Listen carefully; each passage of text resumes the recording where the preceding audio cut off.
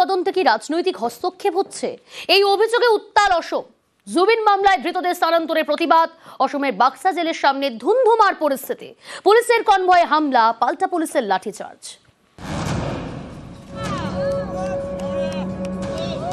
সিঙ্গাপুরের north east ফেস্টিভ্যালে যোগ দিতে গিয়ে গত 19শে সেপ্টেম্বর রহস্যজনকভাবে মৃত্যু হয় জুবিন গার্গের। সাঁতার কাটার সময় মৃত্যু হয়েছে বলে জানায় সিঙ্গাপুর পুলিশ। বিদেশের মাটিতে অসমের ভূমিপুত্রের মৃত্যু সহজভাবে নেয়নি অসম। রাতারাতি দাবি ওঠে জুবিন মৃত্যুর তদন্ত হোক। মুখ্যমন্ত্রী হিমন্ত বিশ্ব শর্মার নির্দেশে জুবিন গার্গের মৃত্যু তদন্তের জন্য সিটও গঠন করে অসম সরকার। এখনো পর্যন্ত গ্রেপ্তার 7 জন। জুবিন গার্গের 2 বডিগার্ড, ম্যানেজার, শো অর্গানাইজার, ব্যান্ডের একজন সদস্য, একজন গায়িকা এবং জুবিনের এক ভাই। এদের মধ্যে 2 জনকে জিজ্ঞাসাবাদের জন্য সিটের অধীনে রেখে বাকি 5 জনকে 14 দিনের বিচার বিভাগীয় হেফাজতে পাঠানো হয়েছে।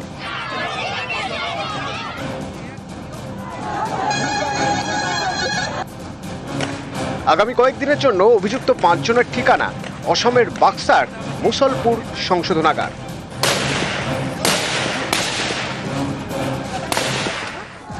অভিযুক্তদের সেই সংশোধনাগারে নিয়ে যাওয়ার সময় পুলিশি কনভয়ে হামলা চালায় কিছু মানুষ।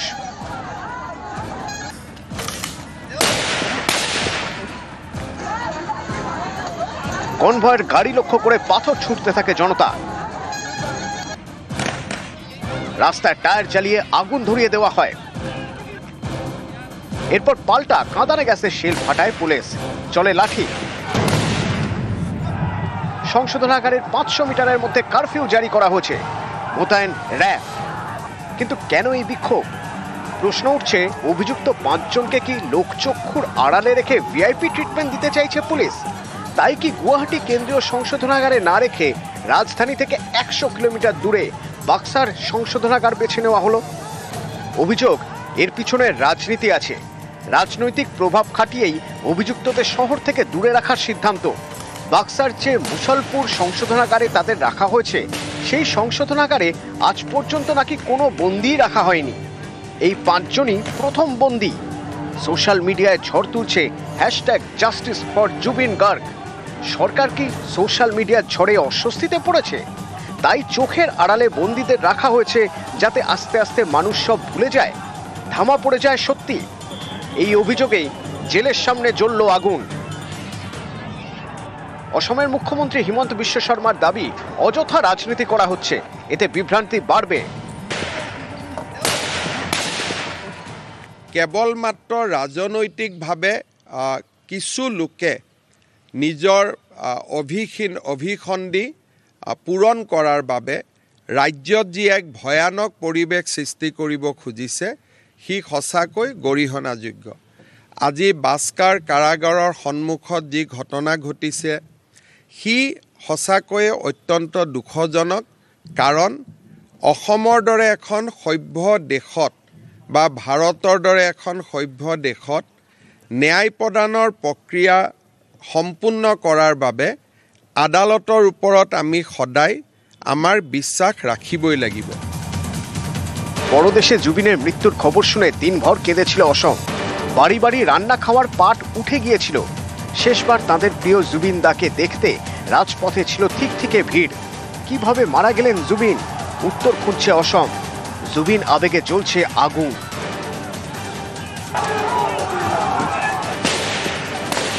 নিউজ 18 বাংলা। অসমের বাক্সা জেলায় বন্ধ ইন্টারনেট। জুবিন মামলায় ধৃতদের স্থানান্তরের প্রতিবাদ। অসমের বাক্সা জেলের সামনে ধুন্ধুমার পরিস্থিতি সামলাতে জেলায় ইন্টারনেট পরিষেবা বন্ধ। বাক্সা জেলায় অনির্দিষ্টকালের জন্য বন্ধ ইন্টারনেট। ভুয়ো খবর ও প্ররোচনা ঠেকাতে প্রশাসনের এই পদক্ষেপ।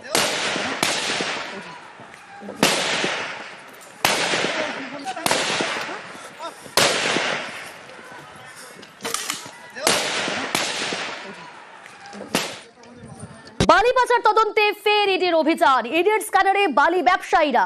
আসানসোল ঝাড়গ্রামে ইডির হানা। আপনাদের জানিয়ে রাখবো, বালি পাচার তদন্তে ফের ইডির অভিযান।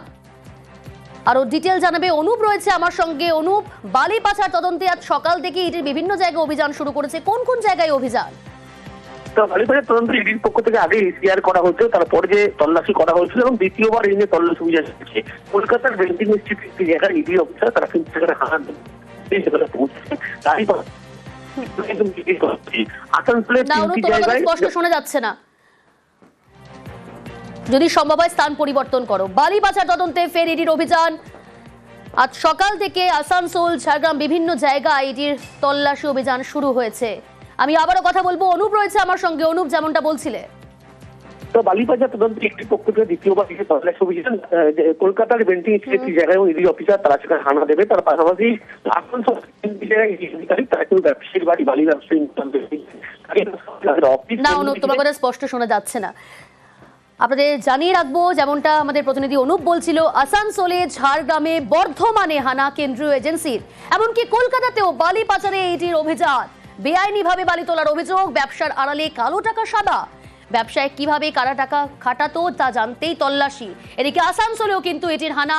আসানসোলে হানা কেন্দ্রীয় এজেন্সির, বালি ব্যবসায়ীর বাড়িতে অভিযান। দীপক রয়েছে আমার সঙ্গে, অপর প্রতিনিধি দীপক। কখন থেকে ইডির অভিযান শুরু হয়েছে, কার বাড়িতে ইডির অভিযান, বিস্তারিত জানতে চাইবো। দেখো, আসানসোলে মুরগাসোলে বালি ব্যবসায়ী মালিক সালোটিয়ার বাড়িতেই সকাল 7টা থেকে ইডি সদস্যরা এসে হানা দিচ্ছে। মূলত মানুষের বিরুদ্ধে অভিযোগ উঠেছে কি বালি ঘাট, সরকারি বালি ঘাট, সরকারি রাজস্ব ফাঁকি দেওয়া এবং বেআইনি ভাবে বালি উত্তোলন করে সেই অর্থ নয়ছয় করার অভিযোগ উঠেছে এবং মানি লন্ডারিং এর মাধ্যমে সে টাকা বিদেশে খাটানো হয়েছে, এমনটাই সূত্রের মারফত খবর পাওয়া যাচ্ছে। সেই ঘটনার তদন্তে এবার কেন্দ্রীয় সংস্থা এনফোর্সমেন্ট ডাইরেক্টর তার বাড়িতে হানা দিয়েছে। প্রায় 10 থেকে 12 জন সদস্য তারা বাড়িতে হানা দিয়েছে। ইতিমধ্যেই সকাল থেকে তাকে জিজ্ঞাসাবাদ করা হচ্ছে এবং বাড়ির বাইরে কিন্তু বাহিনী মোতায়েন করা হয়েছে। বাড়িতে কোনো অজানা ব্যক্তিকে প্রবেশ নিষেধ করা হয়েছে এবং ইতিমধ্যে তল্লাশি চালাচ্ছে। বেশ কয়েক ঘন্টা তল্লাশি হয়ে গেছে, যদিও তারা এখনো বেরিয়ে আসেনি। তল্লাশি জারি রয়েছে। বেশ। আসানসোলের পাশাপাশি ঝাড়গ্রামের কথা বলছিলাম আপনাদের, ঝাড়গ্রামে সেখানেও এটির অভিযান। ঝাড়গ্রামে ফের হানা কেন্দ্রীয় এজেন্সির, গোপীবল্লভপুরে সেখানে জেডি মাইনিং এর অফিসে তল্লাশি। আরো বিস্তারিত জানাবো, তবে তার আগে আপনাদের জানাচ্ছি বালি পাচার তদন্তে ফের ইডির অভিযান। ফের ঝাড়গ্রামে হানা কেন্দ্রীয় এজেন্সির, গোপীবল্লভপুরের অফিসে তল্লাশি। গোপীবল্লভপুর ও লালগড়ে বালি খাদানেও হানা।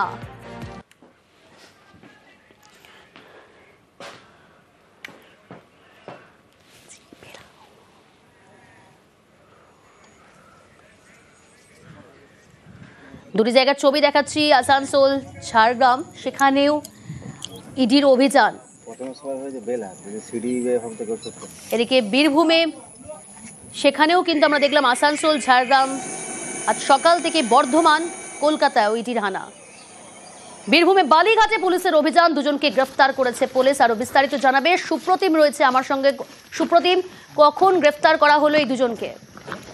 দেখো, গতকাল রাতে কিন্তু বীরভূমের মোহাম্মদবাজার থানার পুলিশ আচমকাই অভিযান চালায় মোহাম্মদবাজার থানা এলাকায় যে ময়রাক্ষী নদীর যে সমস্ত বালিঘাট জেলায় আছে সেগুলোতে, এবং সেখানে কিন্তু বিভিন্ন বালিঘাটে অভিযান চালানো হয় এবং দেখা হয় যে কোথাও কোনো অবৈধভাবে বালি তোলা হচ্ছে কিনা। তার পাশাপাশি বালিঘাট থেকে আসার যে সমস্ত রাস্তা আছে, রাজ্য সড়ক বা জাতীয় সড়ক রয়েছে, সেগুলোতে অভিযান চালানো হয় এবং সেই রকম অবস্থায় সরকারি চালান ছাড়া যাওয়া বালি বোঝাই একটি ট্রাক এবং 5টি ট্রাক্টরকে পুলিশ আটক করে এবং তাদের কাছে কোনো বৈধ নথি পাওয়া যায়নি এবং দুজনকে গ্রেফতার করা হয়েছে। এবং বীরভূমের মহাদয়া থানার পুলিশ জানিয়েছে আগামী দিনেও হঠাৎ করে এই ধরনের বালিঘাটগুলিতে যে অভিযান তা চলবে। বেশ।